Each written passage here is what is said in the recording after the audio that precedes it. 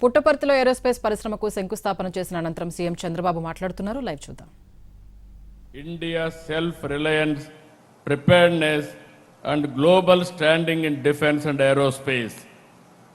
Operation Sindoor is proud example of India's growing strength and technology progress and the success of Atmanirbhar Bharat in defense. I am very happy they have used a drone. That drone has been produced from Andhra Pradesh, that is from Kurnool, that is the strength of Andhra Pradesh. I know our defense minister, not today, for the last 3 decades. He is very, I can say, very reliable, very friendly. I am in favor sometimes, I am in opposition. But never you have forgotten me. That is where I am thankful to you, sir. I am very happy. When he was Chief Minister of UP, our Chief Minister of Andhra Pradesh at that time. During Vajpayee period, he was Central Minister. I had a close relation. Around 2014, you are the party president. We have an alliance at that time. You clinched that alliance, I am aware of that. From the beginning, 3 decades, even today, same affection. I am thankful to you, sir. This AMCA has come because of you. I am grateful to you for sanctioning this. ఈ రోజు మనందరం గుర్తుపెట్టుకోవాల్సింది AMCA project Puttaparthi నుంచి మన దేశ రక్షణ రంగం యొక్క సామర్థ్యాన్ని చాటుతుంది.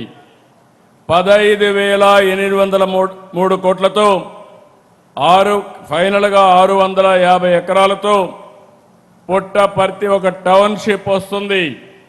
7,500 మందికి ఉద్యోగాలు వస్తాయి. స్వదేశీ సాంకేతికతో యుద్ధ విమానాన్ని తయారు చేయడం ఈ ప్రాజెక్టు యొక్క ముఖ్యమైన లక్ష్యం. ఇక్కడ అల్టిమేట్గా మీరు చూస్తే 1,00,000 కోట్ల రూపాయలు పెట్టుబడులు వచ్చే అవకాశం ఉంది. నేను ఎన్నోసార్లు చెప్పాను, ఒకప్పుడు ఈజ్ ఆఫ్ డూయింగ్ బిజినెస్, ఇప్పుడు speed of doing business. Speed of doing బిజినెస్కి ఈ ఆమ్కా ఒక తిరుగులేని ఉదాహరణ అని చెప్పి నేను మీకు తెలియజేస్తున్నాను. ఇప్పుడే మినిస్టర్ గారు చెప్పారు, ఐటీ మినిస్టర్ గారు చెప్పారు, ముందు వీళ్ళందరూ కలిశారు. కలిసిన తర్వాత ఒకసారి మినిస్టర్ గారు నాకు ఫోన్ చేస్తే నేను కూడా రిక్వెస్ట్ చేశా, పర్సనల్గా కలిసి చెప్పాను. ఈ ప్రాజెక్టు స్పీడ్ మీరు చూస్తే ఈ ఏడాది 9వ తేదీన ఆమ్కా ప్రాజెక్టుపై రక్షణ శాఖలో చర్చలు మొదలైనాయి. 20వ తేదీన ప్రపోజల్స్ అడిగారు. 24వ తేదీన ప్రతిపాదనలు పంపించాం. 28వ తారీఖున కేంద్రం అంగీకరించింది. 29న అధికారులు ఇక్కడికి వచ్చి స్థలాన్ని పరిశీలించారు. 30వ తారీఖున క్యాబినెట్లో పెట్టి శాంక్షన్ చేశాం. ఈరోజు దీనికి ఫౌండేషన్ వేశాం. ఈ ప్రాజెక్టుకు పూర్తిగా సహకరించిన మిమ్మల్ని అందరినీ అభినందిస్తున్నా. ఇటీవల రాయల్ ఎన్ఫీల్డ్ మన రాయలసీమకు వస్తా ఉంది. అదే జెట్ స్పీడ్తో ఫైటర్ జెట్ ఈ ప్రాంతానికి వచ్చిందని మరొకసారి మీ అందరికి విజ్ఞప్తి చేస్తున్నా. ఇది ప్రారంభం మాత్రం. ఇక్కడి నుంచి రాబోయే రోజుల్లో ఏరోస్పేస్ సిటీకి దారి తీస్తుంది. నాకు ఏమాత్రం కూడా అనుమానం లేదు. ఈరోజు మరికొన్ని డిఫెన్స్ అనుబంధ సంస్థలకి డ్రోన్ సిటీకి కూడా భూమి పూజ చేసుకున్నాం. మడకసిరలో భారత్ ఫోర్జ్, HFCL, దోనకొండలో BDL సంస్థలు 2,959 కోట్ల పెట్టుబడి పెడుతున్నాయి. దీనివల్ల 4-5 వేల మందికి ఉద్యోగాలు వచ్చే అవకాశం ఉంది. కర్నూలు జిల్లాలో డ్రోన్ సిటీ ద్వారా భారతదేశంలోనే ఆధునిక డ్రోన్ ఎకోసిస్టానికి శ్రీకారం చుట్టాం. ఈరోజు 8 సంస్థలకి 686 కోట్ల రూపాయలు పెట్టుబడులు వస్తున్నాయి. దీనివల్ల ఒక 2500 మందికి ఉద్యోగాలు వస్తాయి. మనందరం గుర్తుపెట్టుకోవాలి, ఇటీవల కాలంలో ప్రపంచంలో యుద్ధాలు చూస్తే పెద్ద దేశాలతో సమర్థవంతంగా డ్రోన్ టెక్నాలజీతో ఫేస్ చేసే పరిస్థితికి వస్తున్నారు. భవిష్యత్తులో యుద్ధ రంగంలో ప్రజల రోజువారీ కార్యక్రమాల్లో డ్రోన్స్ చాలా కీలకంగా తయారవుతాయి. ఇప్పటికే మీరు వ్యవసాయం దగ్గర నుంచి అన్ని రంగాల్లో ఈ డ్రోన్స్ యొక్క ప్రభావం పెరిగింది. అందుకే దేశంలో మొట్టమొదటిసారిగా ఓర్వకల్లులో డ్రోన్ సిటీ ఏర్పాటు చేసిన ఏకైక ప్రభుత్వం ఎన్డీఏ ప్రభుత్వం. ఈరోజు మీరు ఒక్కసారి చూస్తే శ్రీహరికోట నుంచి అంతరిక్ష శక్తి, నాగాయ లంక నుంచి క్షిపణ శక్తి, విశాఖ నుంచి నౌకాదళ శక్తి, పుట్టపర్తి నుంచి వైమానిక రక్షణ శక్తితో దేశానికి ఏపీ రక్షణ కవచంగా నిలబడుతుంది. అది మన రాష్ట్రం కేంద్రానికి ఇచ్చే సహకారం. ఇప్పుడు ఒకసారి చూస్తే అనంతపూర్ జిల్లా నేను 5 డికేడ్లుగా చూస్తున్నాను, 50 సంవత్సరాలుగా చూస్తున్నాను. ఒకప్పుడు రాయలసీమ అంటే రతనాల సీమ. శ్రీకృష్ణదేవరాయల కాలంలో వీధుల్లో వజ్రాలు రత్నాలు రాసులుగా పోసి అమ్మేవారిని చరిత్ర చెబుతుంది. ఇది మన ప్రైడ్.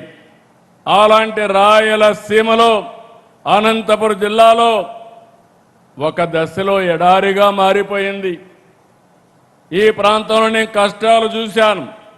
ఒకసారి కరువు వస్తే నీళ్లు లేకపోతే, పశువులను కూడా మేపలేకపోతే ఇక్కడ పశువుల కోసం క్యాంపులు పెట్టి ఆ రోజు ఆ గడ్డి కూడా ఎక్కడి నుంచో తీసుకొచ్చాం.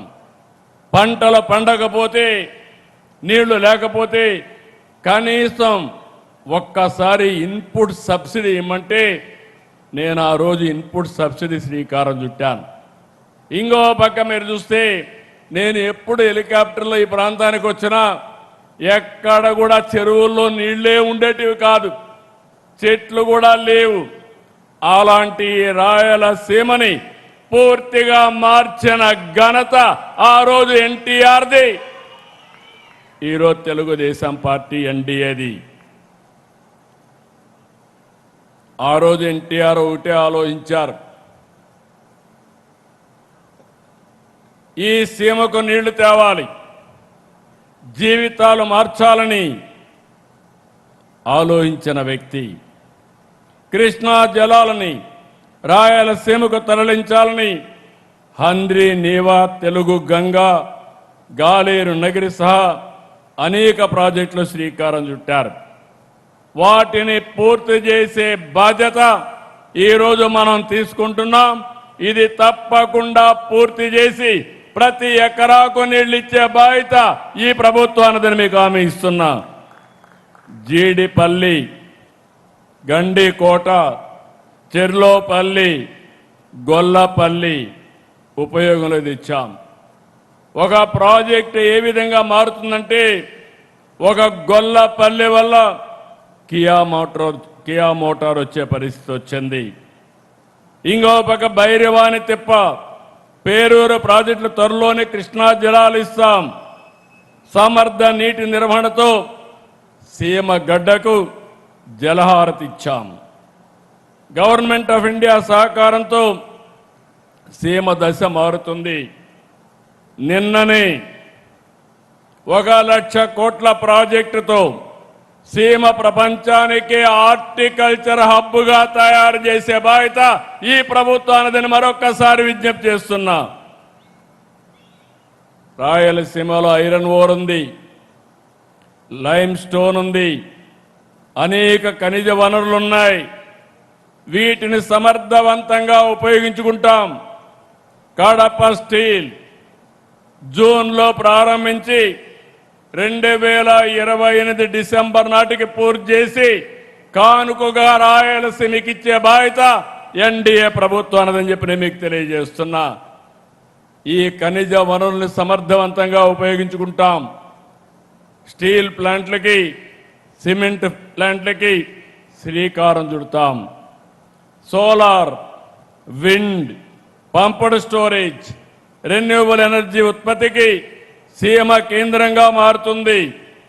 Defence, drone, space, aerospace, automobile, electronics, steel పరిశ్రమలు, అదే మరి సిమెంట్ పరిశ్రమల రాకతో రాయలసీమ నిజంగానే నేను ఎన్నోసార్లు చెప్పా, రాయలసీమని రతనాల సీమ చేసే బాధ్యత ఈ ఎన్డీఏ ప్రభుత్వం తీసుకుంటాం.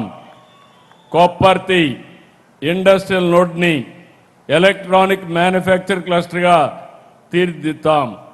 శ్రీహరికోట పక్కనే స్పేస్ సిటీ వస్తుంది.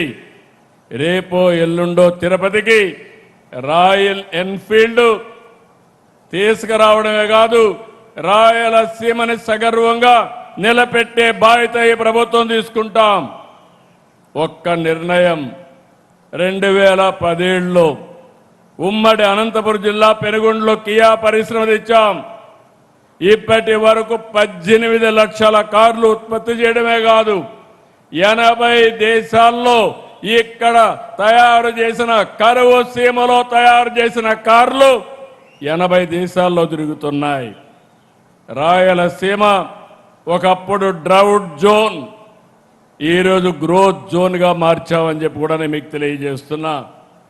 నిన్ననే సీమలో దశాబ్దాలుగా అద్భుత సేవలు అందిస్తున్న ఆర్డిటికి ఇబ్బందులు వస్తే విదేశ విరాళాల విషయంలో తలెత్తిన సమస్యని లోకేష్ గారు వెళ్ళి సమన్వయంతో పరిష్కారం చేసి మళ్ళీ వారి సేవలు ఈ జిల్లాకు అందుబాటులో ఇచ్చి తేవడం ఇదొక శుభ పరిణామం. ఇప్పుడు మనకు మరో గోల్డెన్ ఛాన్స్ కూడా వచ్చింది. ఒకప్పుడు గోల్డ్ అంటే కేజీఎఫ్, కోలార్ గోల్డ్ ఫీల్డ్స్. రాబోయే రోజుల్లో గోల్డ్ అంటే జేజీఎఫ్, అంటే జొన్నగిరి గోల్డ్ ఫీల్డ్. ఇప్పుడు కర్నూలులో వస్తా ఉంది. ఈ ఏడాది 600 కేజీలు తయారు చేస్తాం. రెండో సంవత్సరం 1500 కేజీలు తయారవుతుంది. రానున్న రోజుల్లో గోల్డ్ తయారీకి చిరునామాగా మన ఆంధ్రప్రదేశ్ తయారవుతుందని మరొక్కసారి మీ అందరికీ విజ్ఞప్తి చేస్తున్నాం.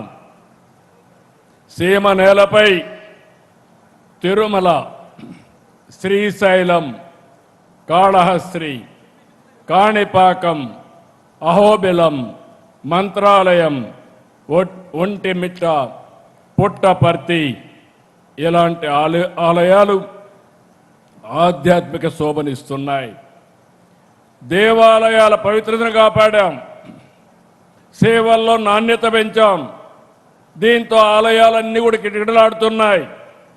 మరోవైపు సమర్థ నీటి నిర్వహణతో ఆధునిక దేవాలయాలైనటువంటి జలాశయాలు కళకళలాడుతున్నాయి. ఈ విషయం మీరందరూ గుర్తుపెట్టుకోవాలి. ఇప్పుడు మే నెలలో ఉన్నాం. పుట్టపర్తి చెరువులో నీళ్లున్నాయంటే అది సమర్థవంతమైన పరిపాలన ఫలితం. ఇంకో పక్క నేను ఇక్కడుండే మిమ్మల్ని అందరినీ ఒకటే కోరుతున్నాం. ఒకప్పుడు రాయలసీమ అంటే రాళ్ల సీమ, కరువు సీమ. నేను మీ అందరికీ చెప్పాను, రాయలసీమని రతనాల సీమగా మార్చే బాధ్యత మాది అని ఆ రోజు చెప్పాను. ఈ రోజు ఆ దిశగా ముందుకు పోతున్నాం. మీరందరూ ఇది వాస్తవాన్ని భావిస్తే గట్టిగా అభినందించాల్సిందిగా ఈ ప్రభుత్వాన్ని కోరుతున్నాం. బుల్లెట్ స్పీడ్లో పోతున్నాం. ఇక్కడుండే యువతకు ఒకటే కోరుతున్నాం, మీరందరూ కూడా ఆలోచించాల్సిన అవసరం ఉంది. అవకాశాలు తెచ్చే బాధ్యత మాది, అవి సద్వినియోగం చేసుకునే బాధ్యత మీది. గత 5 సంవత్సరాలు విధ్వంసంతో అన్ని రంగాలు నాశనం చేశారు. ప్రజలు అధికారం ఇస్తే క్రిమినల్ పాలిటిక్స్ చేశారు, పరిశ్రమలు తరిమేశారు, సాగునీటి రంగానికి తీరని ద్రోహం చేశారు. అలాంటి సమయంలో రాష్ట్ర పునర్నిర్మాణం కోసం ప్రధానమంత్రి నరేంద్ర మోడీ గారు, అదే మరి జనసేన అధినేత పవన్ కళ్యాణ్ గారు, నేను కలిసి హామీ ఇచ్చాం. సంక్షేమం, అభివృద్ధి,